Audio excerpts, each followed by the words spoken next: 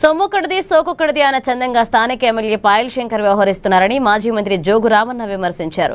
పట్టణంలోని BRS party కార్యాలయంలో ఆయన మీడియాతో మాట్లాడారు. ఎయిర్పోర్ట్ విషయంలో క్రెడిట్ తమదే అంటే తమది అని కాంగ్రెస్ బీజేపీ నాయకులు చెప్పుకుంటున్నారన్నారు.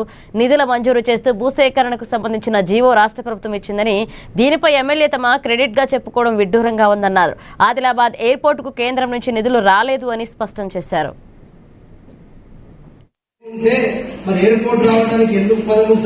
కాంగ్రెస్ పార్టీ ప్రభుత్వం జీవో ఇచ్చినట్టు వాళ్ళు ఎంత కోల్డ్ వార్ ఇప్పుడు క్రెడిట్ వార్ గా మారింది.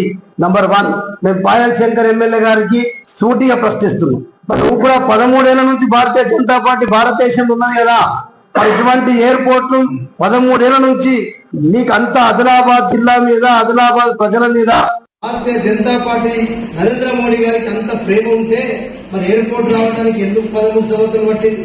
కానీ జీవో, ఆ జీవో నీది కాదు, నువ్వు దెబ్బదలుచుకుంటున్నావు కాబట్టి నేను అడుగుతున్నా. నీ నిన్న నయా పైసా లేదు కేంద్రంది, అయినా చాలా గొప్పలు దీన్ని అంటారు. ఏమంటారు కదా, సోకొక్కడిది సొమ్మొక్కడి. దాంట్లో పాయల్ శంకర్ గారు అయితే నంబర్ 1 ఉంటుంది దాంట్లో, నో డౌట్. అది ఎవరి పైసలన్నా కానీ ఎవరిదైనా కానీ సోకొక్కడిలో సొమ్ము ఎట్లా ఉపయోగించుకోవాలా, ఎట్లా దాన్ని క్రియేట్ చేసుకోవాలనేది దాంట్లో పాయల్ శంకర్ గారి గీత. Yes, Congress party